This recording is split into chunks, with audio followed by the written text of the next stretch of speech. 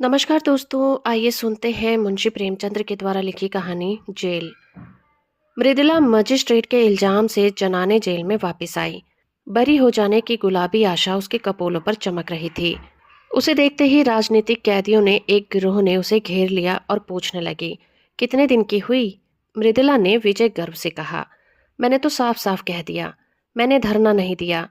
यो आप जबरदस्त हैं, जो चाहे फैसला करें। न मैंने किसी को रोका, न धक्का दिया, न ही किसी से आरजू मिन्नत की। कोई ग्राहक मेरे सामने आया ही नहीं। हाँ, मैं दुकान पर जरूर खड़ी थी। वहां कई वॉलंटियर गिरफ्तार हो गए थे। जनता जमा हो गई थी। मैं भी खड़ी हो गई। बस थानेदार ने आकर मुझे पकड़ लिया। शमा देवी कुछ कानून जानती थी। बोली, मजिस्ट्रेट पुलिस के बयान पर फैसला करेगा। मैं ऐसे कितने ही मुकदमे देख चुकी हूँ। मृदुला ने प्रतिवाद किया, पुलिस वालों को मैंने ऐसा रगड़ा कि वो याद करेंगे। मैं मुकदमे की कार्रवाई में भाग लेना चाहती थी, लेकिन जब मैंने उनके गवाहों को सरासर झूठ बोलते देखा तो मुझसे जब्त ना हो सका और मैंने भी उनसे जिरह करनी शुरू कर दी। मैंने भी इतने दिनों घास नहीं खोदी है। हाँ, थोड़ा सा कानून जानती हूँ। पुलिस ने समझा होगा ये कुछ बोलती ना होगी, बस जो बयान चाहेंगे वो दे देंगे। जब मैंने जिरह शुरू की तो सब बगले झांकने लगे। मैंने 3 गवाहों को झूठा साबित कर दिया। उस समय जाने कैसे मुझे चोट सूझती गई। मजिस्ट्रेट ने थानेदार को 2-3 बार फटकार भी बताई। वे मेरे प्रश्नों का उलझुल जवाब देता था तो मजिस्ट्रेट बोल उठता था, जब वो कुछ पूछती है उसका जवाब दो, फिजूल की बातें क्यों करते हो। जब मियाँ जी का मुंह जरा सा निकल आता था, मैंने सबों का मुंह बंद कर दिया। अभी साहब ने फैसला तो नहीं सुनाया, लेकिन मुझे विश्वास है बरी हो जाऊंगी। मैं जेल से नहीं डरती, लेकिन बेवकूफ़ भी नहीं बनना चाहती। हाँ, वहाँ हमारे मंत्री जी भी थे और बहुत सी बड़ी बहनें भी। सब यही कहती थीं, तुम छूट जाओगी। महिलाएं उसे द्वेष भरी आंखों से देखती हुई चली गई। उनमें किसी की मियाद साल भर की थी, किसी की 6 महीने की। उन्होंने अदालत के सामने जबान भी न खोली थी। उनकी नीति में यह अधर्म से कम नहीं था। मृदुला पुल मृदुला पुलिस से जिरह करके उनकी नजरों में गिर गई थी। सजा हो जाने पर उसका व्यवहार क्षम्य हो सकता था, लेकिन बरी हो जाने में तो उसका कुछ प्रायश्चित ही ना था। दूर जाकर वो देवी में दूर जाकर एक देवी ने कहा, इस तरह तो हम लोग भी छूट जाते। हमें तो यह दिखाना है नौकरशाही से हमें न्याय की कोई आशा नहीं है। दूसरी महिला बोली, यह तो क्षमा मांग लेने के बराबर है। गई तो थी धरना देने, नहीं दुकान पर जाने का काम ही क्या था। वॉलंटियर गिरफ्तार हुए थे अपनी बला से। आप वहां क्यों गई?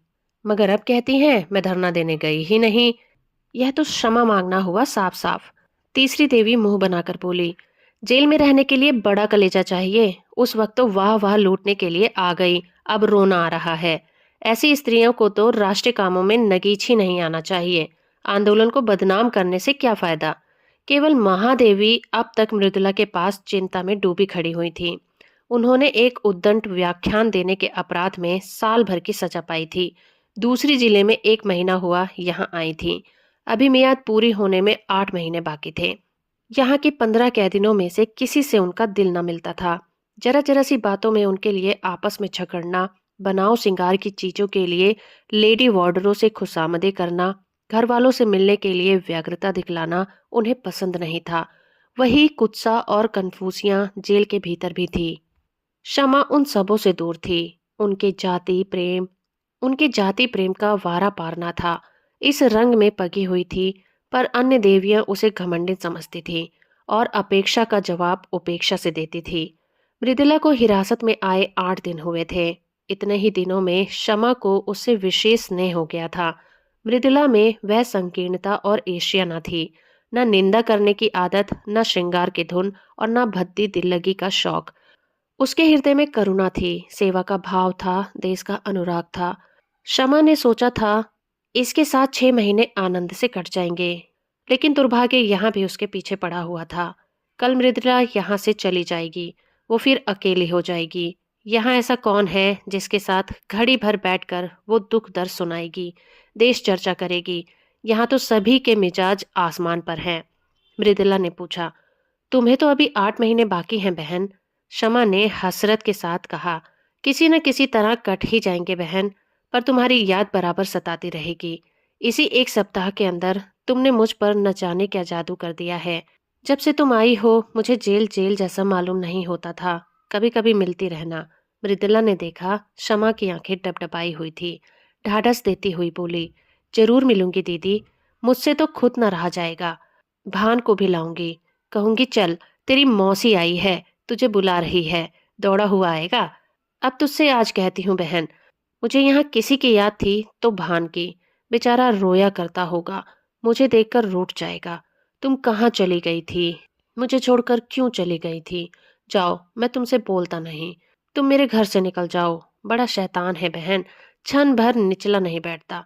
सवेरे उठते ही कहता है, जब एक झंडी कंधे पर रख कर कहता है ताली छलाप पीनी हलाम है, तो देखते ही बनता है। बाप को तो कहता है तुम गुलाम हो। वह एक अंग्रेजी कंपनी में है। बार बार इस्तीफा देने का विचार करके रह जाता है, लेकिन गुजर बसर के लिए कोई उद्यम करना ही पड़ेगा। कैसे छोड़ दे? वह तो छोड़ बैठे होते। तुमसे सच कहती हूँ, गुलामी से उन्हें घृणा है, लेकिन मैं ही समझाती रहती हूँ। बेचारे कैसे दफ्तर जाते होंगे, कैसे भान को संभालते होंगे। सास जी के पास तो रहता ही नहीं है। वह बेचारी बूढ़ी है, उसके साथ कहाँ कहाँ दौड़े। चाहती है कि मेरी गोद में दबक कर बैठा रहे, और भान को गोद से चिढ़ है। अम्मा मुझ पर बहुत बिगड़ेगी, बस यही डर लगा रहता है। मुझे देखने एक बार भी नहीं आई। कल अदालत में बाबूजी मुझसे कहते थे तुमसे बहुत खफा है। 3 दिन तक तो दाना पानी छोड़ बैठी थी। इस छोकरी ने कुल मर्जाद डुबो दी, खानदान में दाग लगा दिया। कलमुई कहीं की कुलच्छनी, न जाने क्या क्या बकती रही। मैं उनकी बातों को बुरा नहीं मानती, पुराने जमाने की है ना। उन्हें कोई चाहे कि आकर हम लोगों से मिल जाए, तो यह उनका अन्याय है। चलकर मनाना पड़ेगा। बड़ी मन्नतों से मानेंगी। कल की कथा होगी, देख लेना। ब्राह्मण खाएंगे, बिरादरी जमा होगी। जेल का पश्चाताप तो करना ही पड़ेगा। तुम हमारे घर 2-4 दिन रहकर तब जाना बहन। मैं आकर तुम्हें ले जाऊंगी। शमा आनंद के इन प्रसंगों से वंचित है। वो विधवा है, अकेली है। जलियांवाला बाग में उसका सर्वस्व लुट चुका है। पति और पुत्र दोनों ही आहुति चढ़ चुकी है। अब कोई ऐसा नहीं है जिसे वो अपना कह सके। अभी उसका हृदय इतना विशाल नहीं हुआ है कि प्राणी मात्र को अपना समझ सके।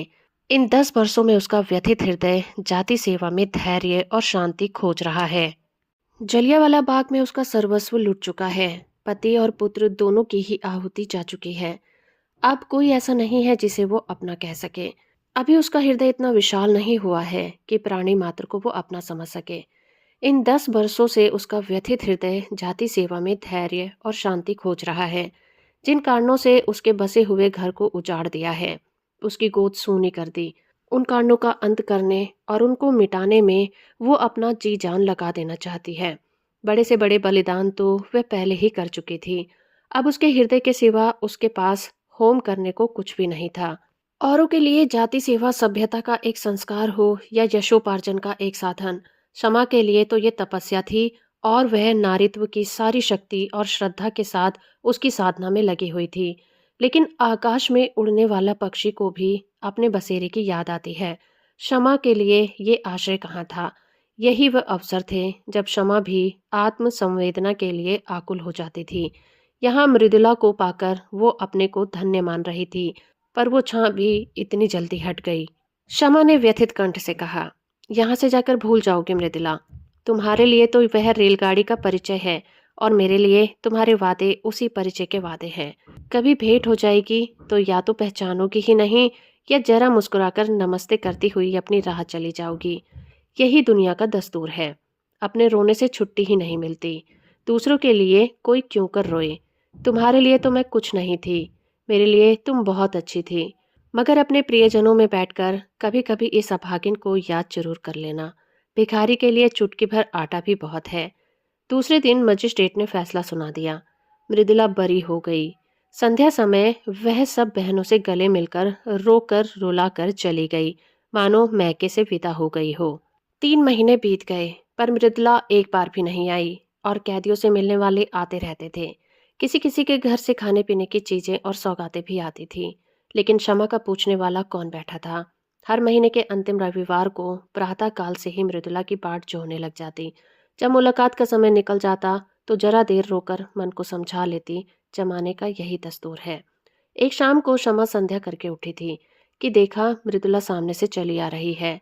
ना वो रंग रूप है, ना वो कांति।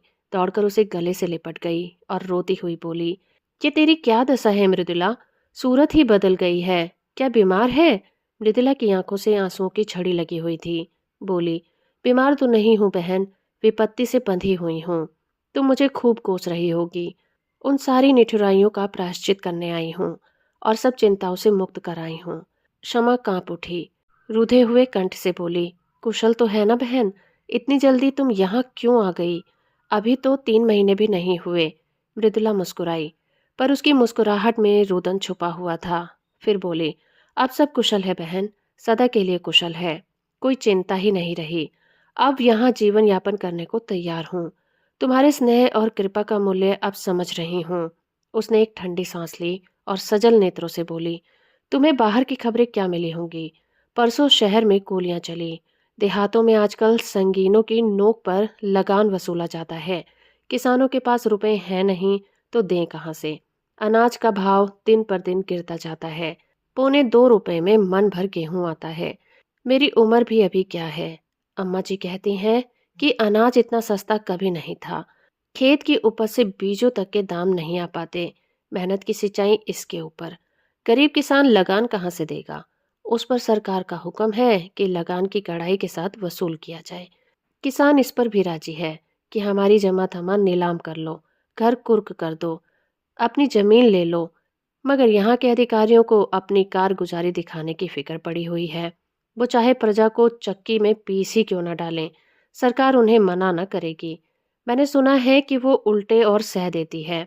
सरकार को तो अपने कर से मतलब है, प्रजा मरे या जिए उससे उनको क्या प्रयोजन है। अक्सर जमींदारों ने भी लगान वसूल करने से इनकार कर दिया है। अब पुलिस उनकी मदद कर भेजी जाती है। भैरवगंज का सारा इलाका लूटा जा रहा है। मरता क्या ना करता। किसान भी घर बार छोड़कर भागे जा रहे हैं। एक किसान के घर में घुसकर कई कांस्टेबल ने उसे पीटना शुरू कर दिया। बेचारा बैठा मार खाता रहा। उसकी स्त्री से ना रहा गया। शामत की मारी कांस्टेबल को कुवचन कहने लगी। एक सिपाही ने उसे नंगा कर दिया। क्या कहूँ बहन, कहते शर्म आती है। हमारे ही भाई इतनी निर्दयता करें, इससे ज्यादा दुख और लज्जा की और क्या बात हो सकती है। किसान से जब्त ना हुआ, कभी पेट भर गरीबों को खाने को तो मिलता नहीं। इस पर इतना कठोर परिश्रम, न देह में बल है न दिल में हिम्मत। पर मनुष्य का हृदय ही तो ठहरा। बेचारा बेदम पड़ा हुआ था। स्त्री का चिल्लाना सुनकर उठ बैठा और उस दुष्ट सिपाही को धक्का देकर जमीन पर गिरा दिया। फिर दोनों में कुस्तम कुश्ती होने लगी। एक किसान किसी पुलिस के आदमी के साथ इतनी बेअदबी करे, इसे भला वो कहीं बर्दाश्त कर सकती है? सब कांस्टेबल ने गरीब को इतना मारा कि वो मर गया। शमा ने कहा, गांव के और लोग तमाशा देखते रहे होंगे। मृदुला तीव्र कंठ से बोली, बहन, प्रजा की तो हर तरह से मरण है। अगर 10-20 आदमी जमा हो जाते हैं तो पुलिस कहती है हमसे लड़ने आए हैं, डंडे चलाने शुरू कर देते हैं। और अगर कोई आदमी क्रोध में आकर एकाध कंकड़ फेंक भी देता है तो गोलियां चला देते हैं। 10-20 आदमी भुन जाते हैं, इसीलिए लोग जमा नहीं होते। लेकिन जब वो किसान मर गया तो गांव वालों को तैश आ गया। लाठियां ले लेकर दौड़े और कांस्टेबल को घेर लिया। संभव है 2-4 आदमियों ने लाठियां चलाई भी होंगी। कांस्टेबल ने गोलियां चलानी शुरू कर दी। 2-3 सिपाहियों को हल्की चोटें आईं। उनके बदले में 12 आदमियों की जानें चली गईं और कितनों ही के अंग भंग कर दिए गए। इन छोटे छोटे आदमियों को इसीलिए तो इतने अधिकार दिए गए हैं कि उनका दुरुपयोग किया जाए। आधे गांव का कत्लेआम करके पुलिस विजय के नगाड़े बजाती हुई लौट गई। गांव वालों की फरियाद कौन सुनता? गरीब हैं, बेकस हैं, अपंग हैं। जितने आदमियों को चाहो मार डालो। अदालत और हकीमों से तो उन्होंने न्याय की आशा करना छोड़ दिया है। आखिर सरकार ही ने तो कांस्टेबलों को ये मुहिम सर करने के लिए भेजा था। वो किसानों की फरियाद क्यों सुनने लगी? मगर आदमी का दिल फरियाद किए बगैर नहीं मानता। गांव वालों ने अपने शहर के भाइयों से फरियाद करने का निश्चय किया। जनता और कुछ नहीं कर सकती, हमदर्दी तो कर सकती है। दुख कथा सुनकर आंसू तो बहाती है। दुखियारों को हमदर्दी के आंसू भी कम प्यारे नहीं होते। अगर आसपास के गांवों के लोग जमा होकर उनके साथ रो लेते तो गरीबों के आंसू पुछ जाते। किंतु पुलिस ने उस गांव की नाकेबंदी कर रखी थी। चारों सीमाओं पर पहरे बिठा दिए गए थे। ये घाव पर नमक था, मारते भी हो और रोने भी नहीं देते। आखिर लोगों ने लाशें उठाई और शहर वालों को अपनी विपत्ति की कथा सुनाने चले। इस हंगामे की खबर पहले ही शहर में पहुंच गई थी। इन लाशों को देखकर जनता उत्तेजित हो गई और जब पुलिस के अध्यक्ष ने इन लाशों का जुलूस निकालने की अनुमति ना दी तो लोग और भी चिल्ला गए। बहुत बड़ा जमाव हो गया और बाबूजी भी इसी दल में थे और मैंने उन्हें रोका, मत जाओ, आज का रंग अच्छा नहीं है। तो कहने लगे, मैं किसी से लड़ने थोड़ी ही जाता हूँ। जब सरकार की आज्ञा के विरुद्ध जनाजा चला तो 50,000 आदमी साथ थे। उधर 500 सशस्त्र पुलिस रास्ता रोके खड़ी थी। सवार, प्यादे, सार्जेंट, पूरी फौज थी। हम निहत्थों के सामने उन नामर्दों को तलवारें चलाते और झंकारते शर्म नहीं आती। जब बार बार पुलिस की धमकियों पर भी लोग ना भागे तो गोलियां चलाने का हुक्म आ गया।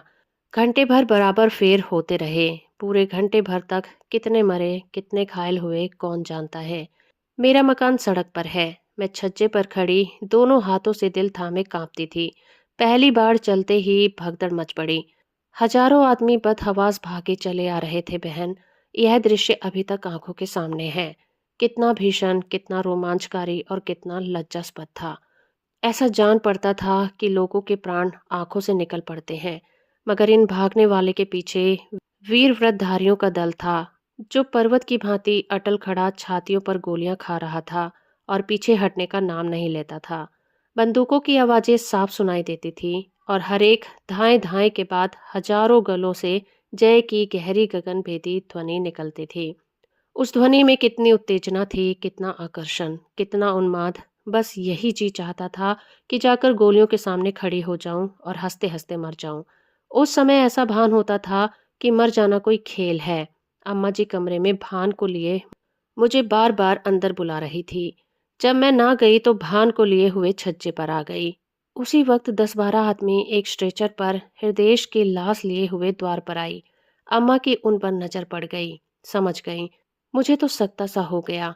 अम्मा ने जाकर एक बार बेटे को देखा, उसे छाती से लगाया, चूमा, आशीर्वाद दिया और उन्मत्त दशा में चौरस्ते की तरफ चली गई, जहां से अब भी धाएं और जय की ध्वनि बारी बारी से आ रही थी। और हद बुद्धि सी खड़ी होकर कभी स्वामी की लाश को देखती थी, कभी अम्मा को। न कुछ बोली, न जगह से हिली और न रोई, न घबराई। मुझे जैसे स्पंदन ही न था। चेतना जैसे लुप्त हो गई थी। क्षमा। तो क्या अम्मा भी गोलियों के स्थान पर पहुंच गई? मृदुला। हाँ, यही तो विचित्रता है बहन। बंदूक की आवाजें सुनकर कानों पर हाथ रख लेती थी। खून देखकर मूर्छित हो जाती थी। वही अम्मा वीर सत्याग्रहियों की साफों को चीरती हुई सामने खड़ी हो गई और एक ही क्षण में उनकी लाश भी जमीन पर गिर पड़ी। उनके गिरते ही योद्धाओं का धैर्य टूट गया। व्रत का बंधन टूट गया। सभी के सिर पर खून सा सवार हो गया। निहत्थे थे, अशक्त थे, पर हर एक अपने अंदर अपार शक्ति का अनुभव कर रहा था। पुलिस पर धावा कर दिया। सिपाहियों ने इस बाढ़ को आते देखा तो होश जाते रहे, अपनी जानें लेकर भागे। मगर भागते हुए भी गोलियां चलाते जाते थे। भान छज्जे पर खड़ा था। न जाने किधर से एक गोली आकर उसकी छाती में लगी। मेरा लाल वहीं पर गिर पड़ा, सांस तक न ली। मगर मेरी आंखों में अब भी आंसू न थे। मैंने प्यारे भान को गोद में उठा लिया और उसकी छाती से खून के फव्वारे निकल रहे थे। मैंने उसे जो दूध पिलाया था उसे वह खून से अदा कर रहा था। लड़कपन, जवानी और मौत, तीनों मंजिलें एक ही हिचकी में समाप्त हो गई।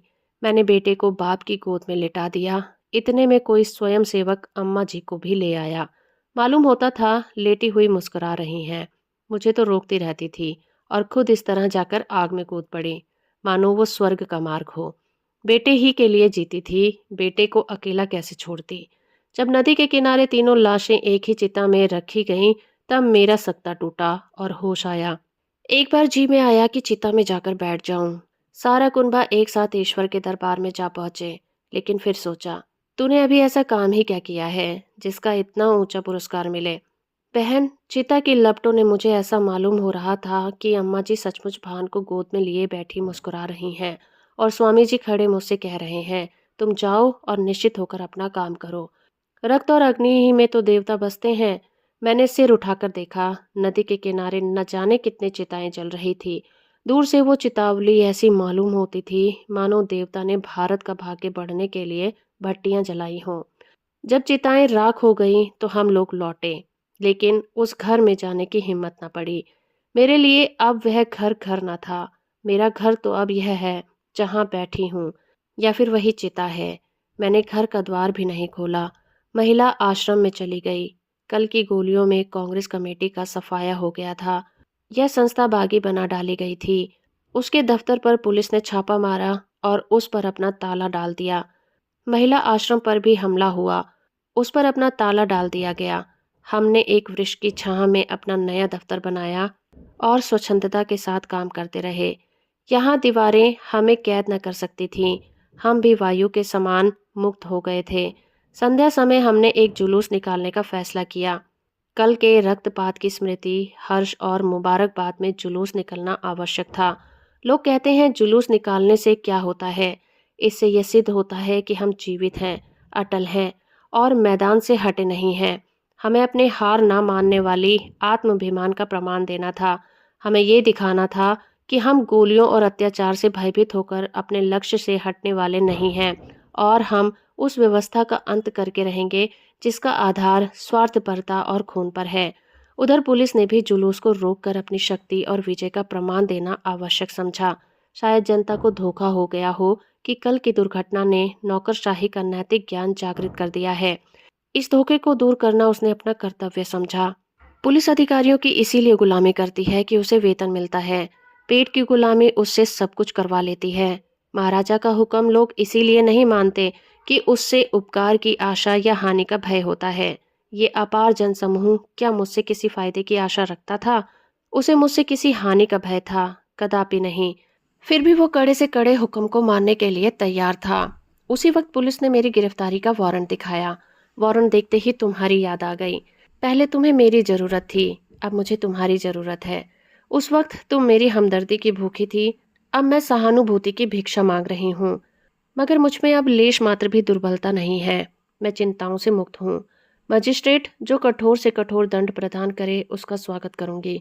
अब मैं पुलिस से किसी आपेक्ष या असत्य आरोपण का प्रतिवाद नहीं करूंगी, क्योंकि मैं जानती हूँ मैं जेल के बाहर रहकर जो कुछ कर सकती हूँ जेल के अंदर रहकर उससे ज्यादा कर सकती हूँ। जेल के बाहर भूलों की संभावना है, बहकने का भय है, समझौते का प्रलोभन है, स्पर्धा की चिंता है। जेल सम्मान और भक्ति की एक रेखा है जिसके भीतर शैतान कदम नहीं रख सकता। मैदान में जलता हुआ अलाव वायु में अपनी उष्णता को खो देता है, लेकिन इंजन में बंद होकर वही आग संचालन शक्ति का अखंड भंडार बन जाती है। तो दोस्तों, अभी आप सुन रहे थे मुंशी प्रेमचंद्र के द्वारा लिखी कहानी जेल। उम्मीद करती हूँ ये कहानी और मेरा प्रयास आपको अच्छा लगा होगा। वीडियो को लाइक और चैनल को सब्सक्राइब करना बिल्कुल मत भूलिएगा।